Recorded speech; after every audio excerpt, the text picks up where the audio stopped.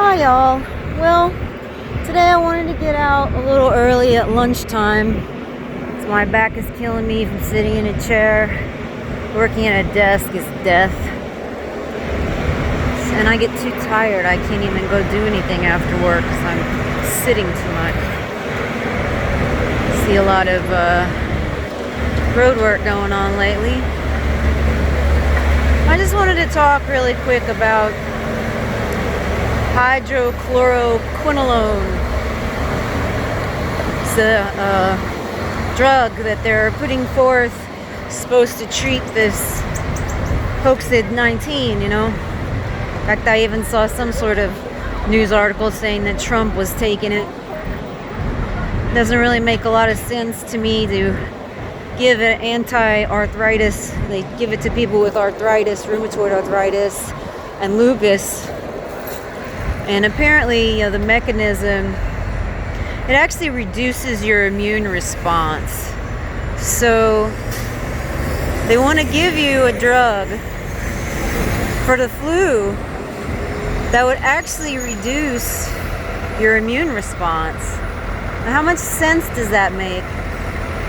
Of course, none of this makes a lot of sense when you think about lupus and you think about rheumatoid arthritis. They want to reduce the body attacking itself. But why is the body attacking itself? We never talk about that. You know, these doctors, they won't tell you, stop eating wheat and corn and rice and beans and all of these plants that the body cannot digest, right? The reason why you're getting sick like that is you're eating something that is triggering what is called leaky gut syndrome. And basically, when you eat things that are poisonous, like plants, because plants don't want to be eaten, they can't run away, and they don't have claws, they don't have teeth or hooves, so they create poison. So when you're not an herbivore, you don't have the bacteria in the stomach to deal with that, you're basically getting all the anti-nutrients that the plants are producing. You're getting those straight into your body, and then the body doesn't know what to do. And these anti-nutrients that are in the plants, what happens is they make the walls of the gut more permeable. And then you have bacteria and whatever else that's in your intestines actually kind of starts seeping into your bloodstream. So then the body has a massive immune response. And so what these doctors are doing is, they always treat the symptom, never treat the cause of anything. Oh, the symptom is that the body is attacking itself and having an immune response. So, let's give them a drug that stops the immune system, or give them chemotherapy. I had a friend who had lupus, and I begged her to stop eating certain things, and she didn't listen to me. So she went to Johns Hopkins, and they told her to, you need chemotherapy for your lupus, and she still has lupus, and she's still not well, and she's probably 100 pounds overweight now. That tells you anything about what the system is like.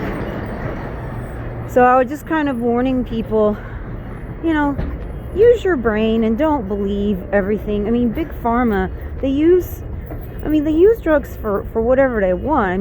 This hydroxychloroquinolone, it isn't even shown to treat malaria that well.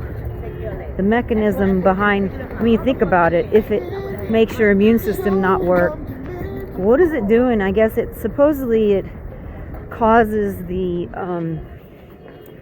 spirochetes that cause malaria. It makes them basically get a buildup of heme, like toxic heme in their blood, and that's what kills the spirochetes when you take this hydroxychloroquinolone. So just be careful, and especially too, if you are Italian or anyone of Mediterranean descent, you could be G6P deficient, which means that you're allergic to hydroxychloroquinolone or any of these anti-malarials. You're allergic. And the reason I know this is my ex-husband, we were both in the military together, and he was getting sent overseas, and he had to take the anti-malarial drugs that they give you And then when he got home, they called us and scared the hell out of me, saying that, you know, we need to talk to you on Monday. And it was the hospital, and I was worried like he had cancer or something.